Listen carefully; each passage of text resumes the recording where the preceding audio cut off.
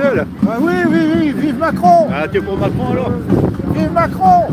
Ah, il paraît qu'il va démissionner. Non, vive Macron, vive la guerre. Parce que comme ça, Macron, il va rester au pouvoir comme Zelensky. Vive la guerre, vive Macron. Voilà, c'est tout ce que j'ai à dire. Hein? Les journalistes, il faut qu'ils restent, parce qu'avec eux, on rigole. Si on a des mecs sérieux, ça va être triste. Vive Macron. Voilà, vous voyez, nous on accepte tout le monde, même les personnes qui sont pour Macron. Positif. Voilà. Séropositif ou seulement positif? Là, je suis séropositif aussi, Ah, ouais, je suis un chutou, moi. Oh là là. Mais c'est vrai, soyons sérieux. Qu'est-ce qu'on va voir après Macron? Quelqu'un de sérieux? Mais non, c'est pas possible. Bah, il est déjà pas. On va voir Poutine, c'est pas possible. C'est Hitler. Non mais Poutine, ça regarde les Russes. Poutine, c'est Hitler, tout le monde le sait. Vous avez vu? Hein? On lui met une petite moustache, il m'écrit un petit peu, ça y est. Ouais. Mais c'est vive Macron, moi je dis. Parce que Macron, il a fait des grandes avancées sociales quand même. Regardez bien, la voiture électrique quand même. C'est génial avec la hyène. C'est extra. Ah non, dis pas la hyène. Là, tu te démasques. Ah oui, c'est vrai. Avec Mander la hyène. Ah, c'est la hyène. Oh, je ne sais pas parler allemand. C'est pour ça. C'est quand même néerlandais. Hein. Ouais. Mais moi, je me pose simplement une question. Ouais. Demain, on a les Néerlandais qui bombardent la Wallonie pendant 7 jours, 7 nuits, 7 mois, 7 ans. Et qu'est-ce qu'on fait, nous? On n'y va pas. On laisse les francophones se faire bousiller, c'est normal. Mais attendez. Alors pourquoi Poutine il est allé aider les russophones? Mais ça va pas. Nous on est lâches. C'est une vertu d'être lâche aujourd'hui. Regardez ce qui se passe avec Netanyahou. Ils sont tous lâches. Tous lâches. Hein? Moi je peux lâcher mon froc aussi. C'est bon ça. Hein? Je peux lâcher mon froc. Je peux lâcher mon froc. C'est excellent. Oui, mais ce que tu fais là. Non. Ah, j'ai pas compris en réalité. Non, mais sérieux. remarque, c'est marrant. Ouais. Mais en définitive, tu donnes de l'importance à ceux qui. En fait, tu donnes de l'importance aux médias. Non. Bon, voilà, là je vais être sérieux. Là, en étant sérieux. Là je vais être sérieux. Ouais, vas-y. À propos des agriculteurs. Moi-même, je suis issu d'une famille, on va dire, de domestiques, parce que j'ai fait mon arbre généalogique dans la campagne, en Seine-et-Marne. Les gens qui suivent un peu YouTube me connaissent, en Seine-et-Marne. Mes arrière-grands-parents étaient vignerons, le phylloxéra les a tués. J'avais aussi une partie... Il a tué tes vignes, tu veux dire. Non, je parle sérieusement. J'avais aussi un arrière-grand-père qui était chauffeur, livreur. Au 19e siècle, rue de Turenne, il était charretier, ici à Paris. Donc je suis quelqu'un du cru. Et j'ai aussi une partie de ma famille qui a fait, disons, de la déportation à Nouméa. Voilà, d'accord? Comment ça s'appelle là? Les communards. J'en ai un, direct. Mon arrière-grand-père. Et donc les agriculteurs, c'est un sujet que je connais assez bien, vivant en Seine-et-Marne, ayant bénéficié des confettis de terre laissés par mes aïeux, que mes parents, oncles et autres ont vendus à la petite semaine, parce que terre vendue ne revient jamais. D'accord? Ça ne revient jamais. Et il y a deux types d'agriculteurs. Nous avions des cousins qui étaient métayers. Donc il y a des gens, il y avait même 3 types d'agriculteurs. Il y avait les métayers, il y avait les laboureurs. Mais explique ce que c'est, Oui. pour ceux qui ne connaissent pas. Les laboureurs et, on va dire, T'as les fermiers. les fermiers. Et t'es les propriétaires du Non. sol. Ah, si. Les propriétaires du sol au XVIIIe siècle, XVIIe siècle, ce sont... Non, ce sont les nobles Oui, non, mais on est d'accord. et l'Église. Il y a eu la Révolution française. Révolution française, on a guillotiné. On s'est approprié les terres. Les nobles parisiens et des grandes villes ont récupéré les terres. Ils ont mis dedans des métayers. qui travaillaient pour eux. Non, mais explique ce que c'est qu'un métier. Un métayer, c'est un exploitant agricole qui met en valeur une terre qu'on lui confie et il donne une partie de ce qu'il a, comment dirais-je, acquis par la vente ou l'élevage, aux propriétaires derrière.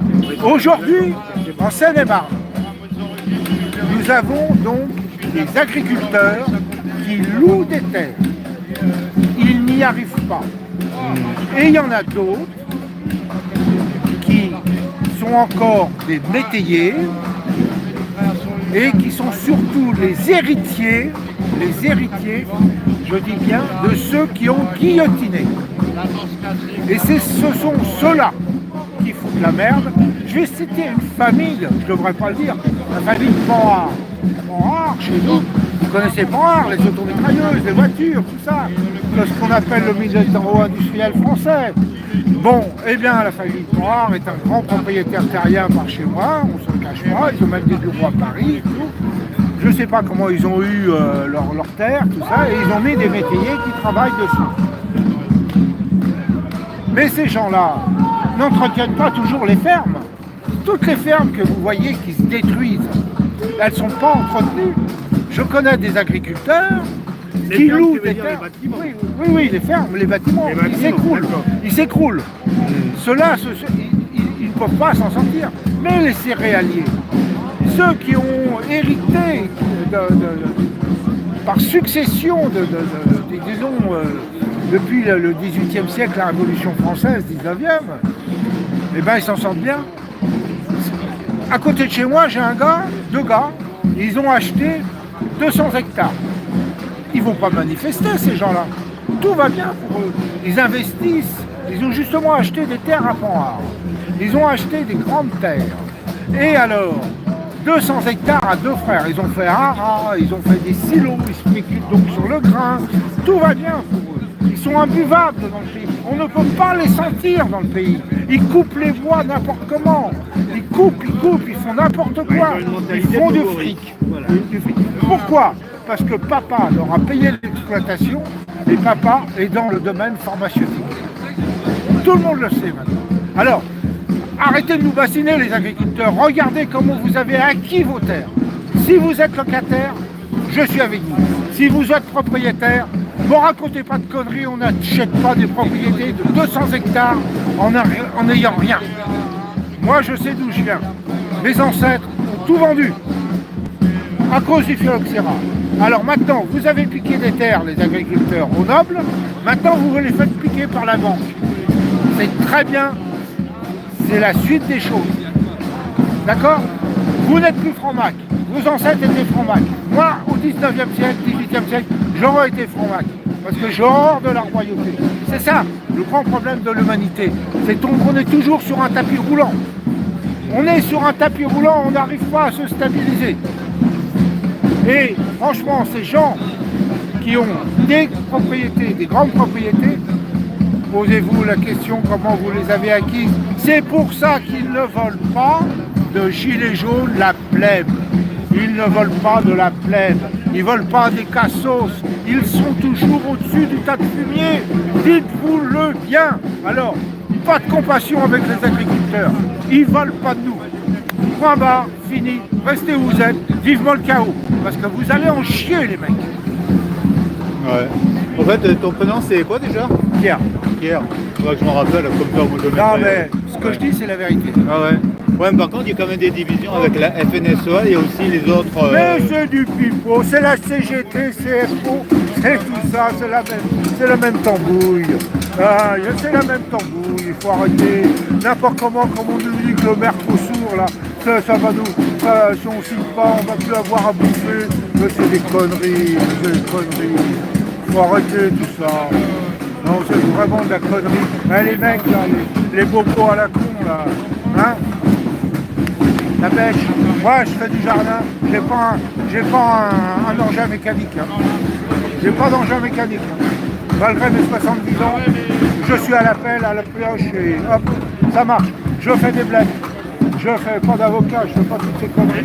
Je fais des bleds, je fais des haricots, j'essaie de faire des patates, j'en ai des grosses comme ça, hein, des trucs qu'on ne trouve pas dans le commerce, parce que depuis des années, je cultive mes patates, je prends les bonnes souches. Hein, quand ma femme me fait une purée avec une grosse patate comme ça, la purée, elle a du goût. D'accord, hein, voilà. Et nous, chez nous, on mange même les plures de patates quand tout est bien propre. Parce que j'ai un pote, il vient à la maison, il mange un poulet, il mange les plures. Parce qu'il dit, oh, c'est bon avec les plures. Oui, c'est bon. Alors, il faut arrêter, je dis, c'est le tapis roulant. Ah, on ne peut pas l'arrêter, on ne peut pas sauter en marche.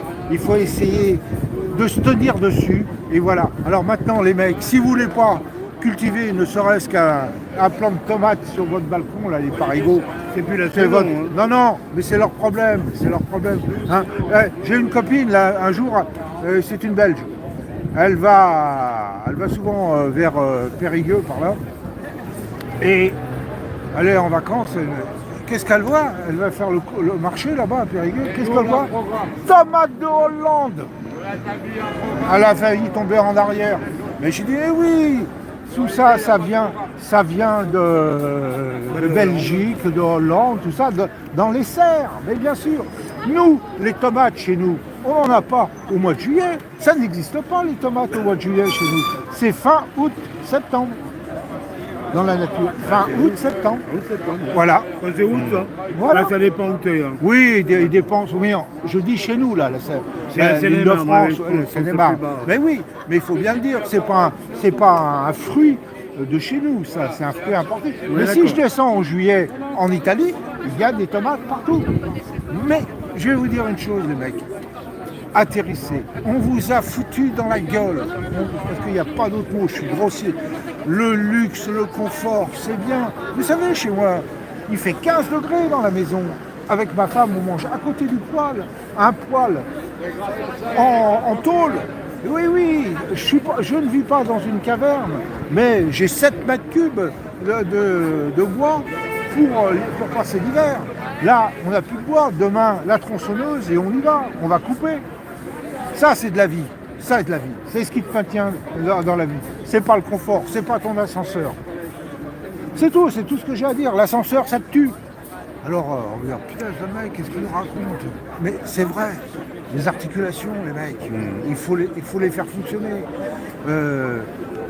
Avant, je descendais, je suis à 3 km du bled, enfin, du premier boulanger. Avant, j'y allais à pied, j'y vais plus, j'en ai marre. Je le dis bien, j'en ai marre. C'est pas la vérité, même pas. J'y vais en voiture. Ah bah voilà. Ah bah oui, j'y vais, ouais, au diesel. Ah, c'est mécanique. Oui, en diesel. Ah bah vive le diesel. Bah vive le diesel, moi je dis, tout ça. Mais j'en ai marre des conneries, j'en ai marre. Franchement, j'en ai marre. Toutes ces conneries. Là, j'ai un véhicule, corrosion perforance. Le mec, le véhicule, il est nickel, il a 24 ans, il est nickel, la carrosserie, le moteur, tout est nickel. On me refuse le contrôle technique parce que j'ai une aile qui est perforée. Une aile. Il faut que je change l'aile pour passer au contrôle technique. Mais non, tu demandes à quelqu'un de te le reboucher. J'ai pas le droit de dire ça. Parce que Alain, il a présenté un grand Bah si. Mais, non, Et ceux qui ont des deux chevaux des années mais 60, on est dans un monde de fous. Bah oui, on en a remarqué. Oui. D'accord? On est Ouais, dans un on est monde de d'accord. fous. Bah oui, bien sûr. Voilà. Ça, t'es- Voilà. Oui. On avait Et un c'est pour monde ça- corrompu, dis donc, c'est pour c'est ça. pas Les monde paysans, mais moi c'est comme les paysans. Moi, je me marre. Encore, je me marre. Moi, j'ai pas tout à fait la même. Va chercher. Moi, je leur ai dit aux paysans, vous allez en chier les mecs. Et je leur dis bien, c'est que dans les cabines de tracteurs, quand on va voir des Érythréens, je dis pas des Noirs ou n'importe où, je dis des Érythréens, des mecs comme ça. Parce que ces mecs-là, les Éthiopiens, les Érythréens, les Kenyans, ils savent travailler la terre. Allô? C'est pas les Bonjour à Bantous. tous. Et merci D'accord? d'être venus. Ils savent travailler. Regardez, la manifestation voyons d'aujourd'hui, les, comment c'est dirais-je, Elena et moi qui comment l'avons s'appellent déclaré. les Normalement, haricots je verts vais qui à la viennent du pompe, Kenya. mais la mais préfecture nous a annulé la pompe, c'est une aberration. soi-disant pour une brocante. Tu veux Donc le on nous laisser a parlé. Allez, merci à toi.